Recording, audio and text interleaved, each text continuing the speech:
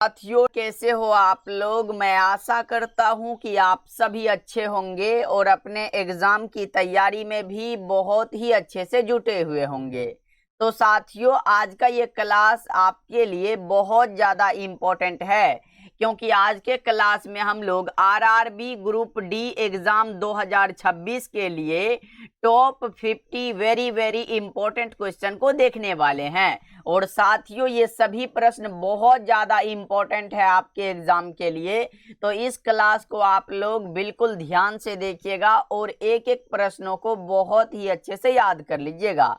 तो आइए हम लोग क्लास को स्टार्ट करते हैं। और पहला नंबर सवाल आपके सामने है, तो मेरे भाई आप लोग भी आंसर को लगाते चलिएगा और लास्ट में बताइएगा इस 50 क्वेश्चन में आपका कितना सही हो पाया है। और अगर आप इसमें से 30 भी प्रश्न को सही करते हो तो यकीन मान के चलना आपकी तैयारी बहुत अच्छी है, आपका सिलेक्शन पक्का हो जाएगा। देखिए यहाँ पे क्या है कि कार्य का ऐसा मात्रक क्या है, तो बताइएगा कार्य का ऐसा मात्रक क्या होता है, तो जूल होता है। करेक्ट आंसर आपका ऑप्शन नंबर बी हो जाएगा। एक एक प्रश्नों को याद करते चलिएगा। अगला नंबर सवाल क्या पूछा जा रहा है कि किसी वस्तु का जड़त्व किस पर निर्भर करता है। बताइएगा मेरे भाई, किसी भी वस्तु का जो जड़त्व है वो किस पर निर्भर करता है, तो द्रव्यमान पर निर्भर करता है। करेक्ट आंसर आपका सी हो जाएगा।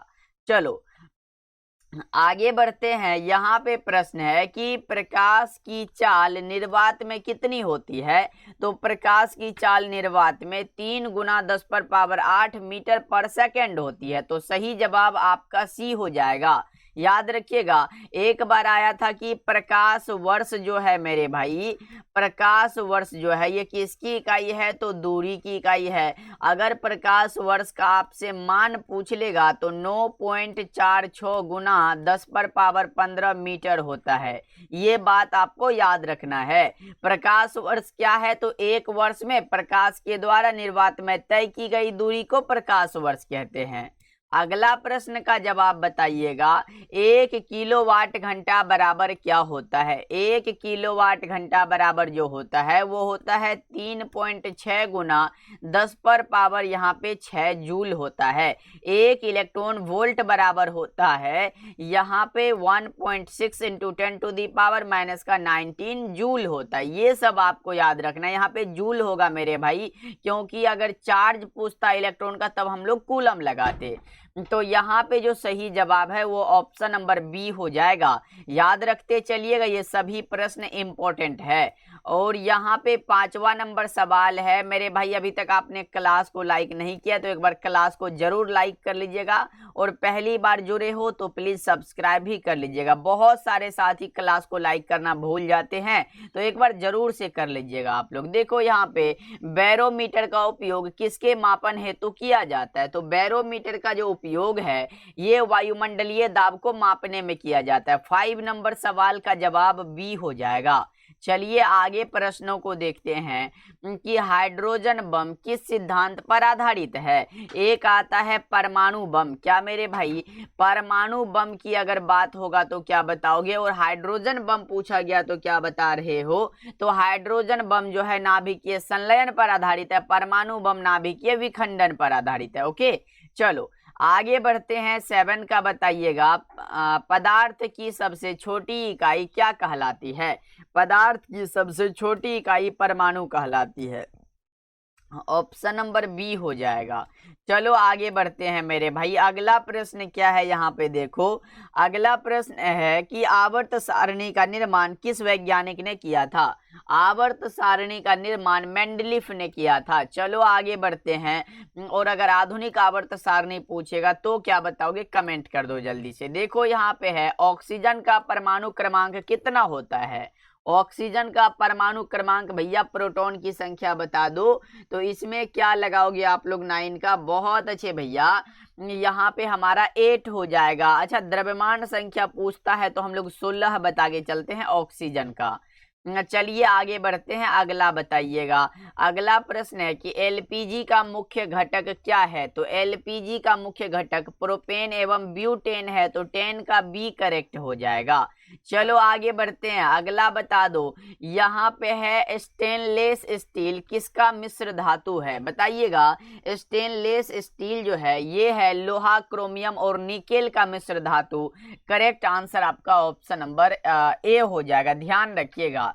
चलो आगे बढ़ते हैं, अगला नंबर सवाल का जवाब बता दो। न्यूट्रॉन की खोज किसने की थी, बताइएगा। एक एक सवाल आपके एग्जाम के लिए इंपॉर्टेंट है। चलो बता दो, यहाँ पे 12 का क्या हो जाएगा, तो बहुत अच्छे मेरे भाई जेम्स चैडविक साहब है। इलेक्ट्रॉन का पूछेगा तो आप जे थॉमसन बताओगे, प्रोटॉन पूछेगा तो आप ये क्या बताओगे भैया, रदरफोर्ड बताओगे। चलो आगे बढ़ते हैं, नेक्स्ट प्रश्न है कि मानव शरीर का सबसे बड़ा अंग कौन सा है, तो त्वचा हो जाएगा, ऑप्शन बी हो जाएगा ना।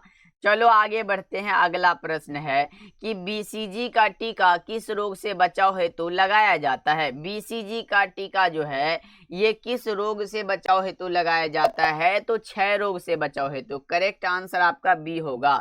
अच्छा, क्षय रोग से प्रभावित अंग पूछेगा तो प्रभावित अंग जो है ये फेफड़ा होता है। क्या होता है, फेफड़ा होता है, ध्यान रखिएगा आप लोग। चलिए आगे प्रश्नों को देखते हैं। अगला प्रश्न है कि शरीर की रोग प्रतिरोधक क्षमता में मुख्य भूमिका किसकी होती है, 15 का बताइएगा तो आप बताओगे WBC की। राइट आंसर आपका ऑप्शन बी हो जाएगा। नेक्स्ट नंबर सवाल का जवाब बता दो। मानव हृदय में कितने कक्ष होते हैं, तो मानव हृदय में जो कक्ष होते हैं वो 4 होते हैं। कितने होते हैं मेरे भाई, 4 होते हैं, तो 16 का सी ऑप्शन करेक्ट हो जाएगा। चलो आगे बढ़ते हैं, कोशिका का नियंत्रण केंद्र किसे कहा जाता है, तो कोशिका का जो नियंत्रण केंद्र है ये सभी साथी को पता है कि वो कहा जाता है केंद्रक को, यानी कि नाभिक को। अगला प्रश्न का जवाब बताइएगा। यहाँ पे प्रश्न आ चुका है कि कोशिका की खोज किस वैज्ञानिक ने की थी, तो रॉबर्ट हुक ने किया था। अगर जीवित कोशिका पूछता तो आप लगाते एवी ल्यूवेनहॉक। चलो आगे बढ़ते हैं, अगला प्रश्न यहाँ पे है कि सिंधु घाटी सभ्यता का सबसे बड़ा नगर कौन सा था।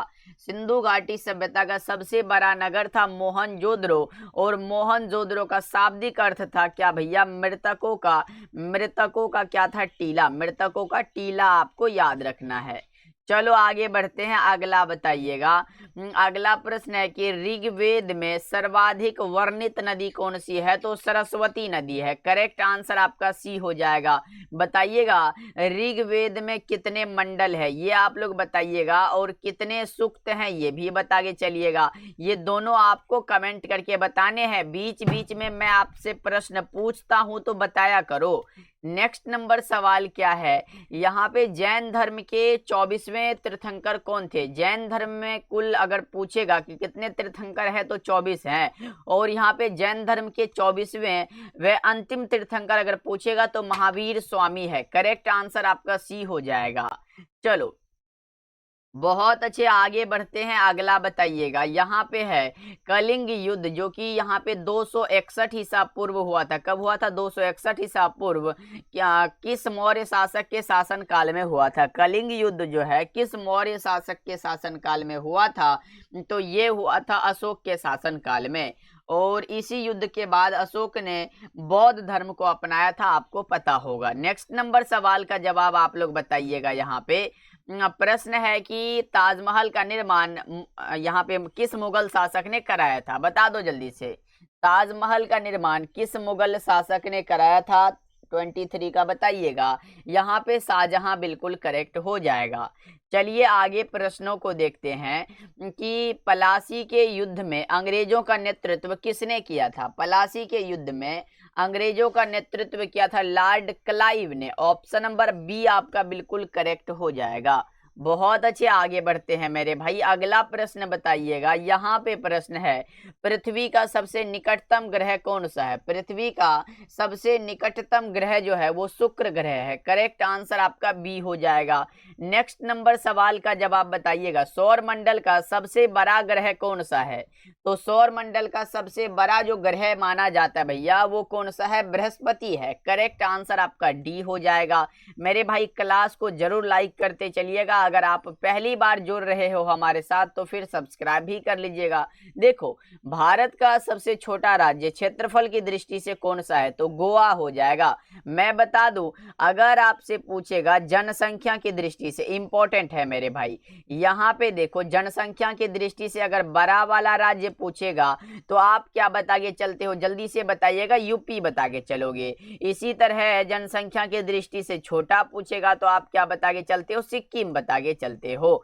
आप ये याद रख लो। और अगर पूछेगा क्षेत्रफल की दृष्टि से बड़ा कौन सा हो जाएगा, तो वो राजस्थान हो जाएगा। क्या होगा, राजस्थान करेक्ट हो जाएगा। ये सब बात आपको याद रखना पड़ता है।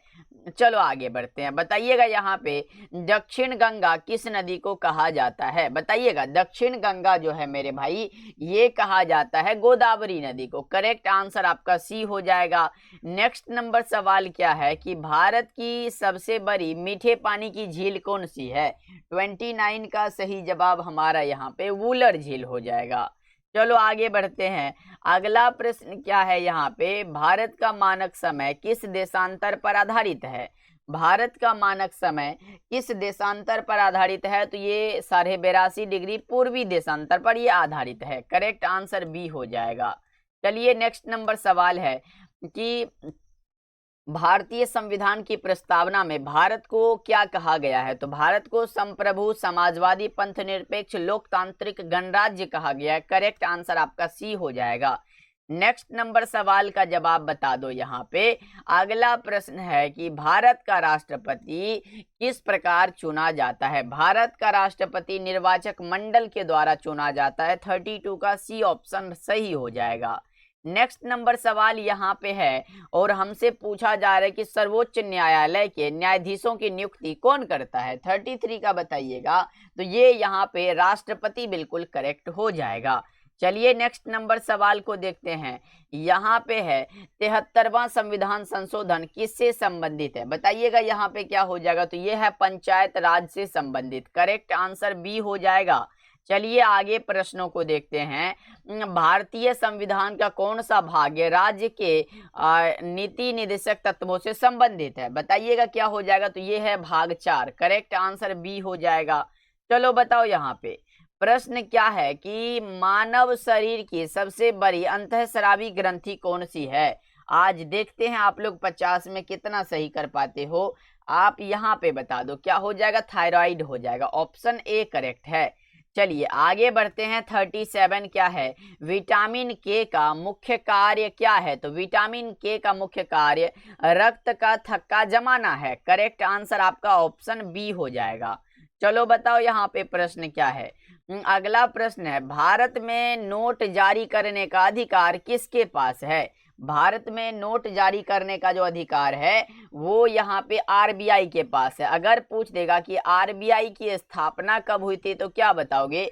आरबीआई की स्थापना 1 अप्रैल 1935 आप लोग बता के चलते हो। अच्छा, एक बात आता है कि इनका मुख्यालय कहाँ है, आरबीआई का मुख्यालय कहाँ है, बताइएगा जल्दी से। तो भैया ये मुंबई में है। कहाँ है, मुंबई महाराष्ट्र में पड़ता है, वहां पर है। तो आप ये भी याद रख सकते हो, महाराष्ट्र।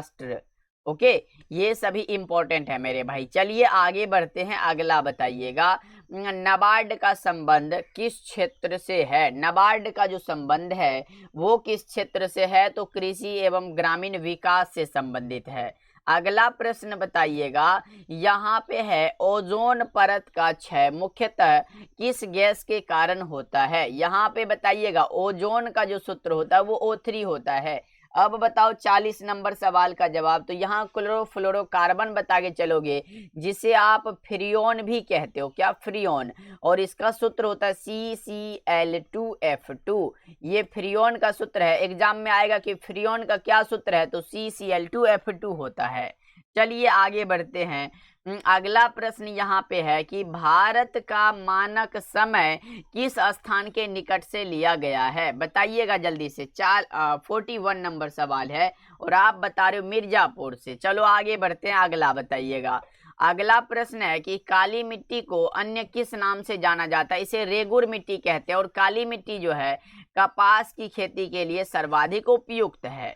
नेक्स्ट नंबर सवाल यहाँ पे आरबीआई का राष्ट्रीयकरण कब किया गया था? आरबीआई का राष्ट्रीयकरण 1949 में किया गया था। नेक्स्ट नंबर सवाल का जवाब बता दो।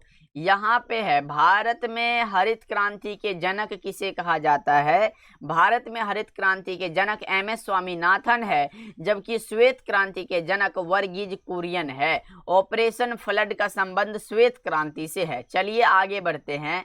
अगला प्रश्न है कि कंप्यूटर का मस्तिष्क किसे कहा जाता है? कंप्यूटर का जनक चार्ल्स बेबेज है और कंप्यूटर का मस्तिष्क सीपीयू यानी कि सेंट्रल प्रोसेसिंग यूनिट को कहा जाता है। नेक्स्ट नंबर सवाल का जवाब बता दो। इंटरनेट पर HTTP का पूर्ण रूप क्या होता है? आपने देखा होगा ना, कहीं कहीं HTTP रहता है लिखा हुआ, तो इसका पूर्ण रूप क्या होता है? Hyper text transfer protocol. Correct answer A हो जाएगा। आइए अगला प्रश्न को देखते हैं। विटामिन B12 में कौन सी धातु पाई जाती है? तो भैया विटामिन B12 का केमिकल नाम साइनोकोबाल्मिन है। तो कोबाल्मिन से क्या निकलता है? कोबाल्ट है इसमें। राइट आंसर आपका बी हो जाएगा। 48 नंबर सवाल है कि न्यूटन का तीसरा नियम किस सिद्धांत पर आधारित है? तो क्रिया प्रतिक्रिया का नियम है। सही जवाब आपका सी हो जाएगा। अच्छा, आप बताइएगा कि न्यूटन का प्रथम नियम जो है वो किससे संबंधित है, ये कमेंट करिएगा। चलो आगे बढ़ते हैं। अगला प्रश्न है कि संविधान की आत्मा किसे कहा जाता है? संविधान की आत्मा जो है ये कहा जाता है संवैधानिक उपचारों के अधिकार को। और ये किस अनुच्छेद में है? तो अनुच्छेद 32 में है। करेक्ट आंसर आपका सी हो जाएगा। चलिए आज के क्लास के लास्ट सवाल को देखते हैं। यहाँ पे प्रश्न क्या है, पूछा जा रहा है कि भारतीय राष्ट्रीय कांग्रेस के प्रथम मुस्लिम अध्यक्ष कौन थे? 50 का बताइएगा और आप बता रहे हो बदरुद्दीन तैयब जी। ऑप्शन नंबर ए आपका बिल्कुल करेक्ट हो जाएगा। चलो मेरे भाई, अब अपना जो है जल्दी जल्दी से सभी साथी स्कोर बता दो और ये क्लास कैसा लगा आपको ये भी कमेंट करके बताइएगा। ओके, और ये 50 में ये स्कोर बताइएगा। और जितने साथी को याद नहीं था वो जरूर याद कर लीजिएगा, क्योंकि ये सभी प्रीवियस ईयर के क्वेश्चन है, आपको पढ़ना बहुत ज़्यादा जरूरी है। ओके, मिलते हैं अगले क्लास में। तब तक अपना ध्यान रखिएगा और सब्सक्राइब कर लीजिएगा, क्योंकि इसी चैनल पे डेली आपके लिए 2-3 क्लास अपलोड होता है। मिलते हैं नेक्स्ट क्लास में।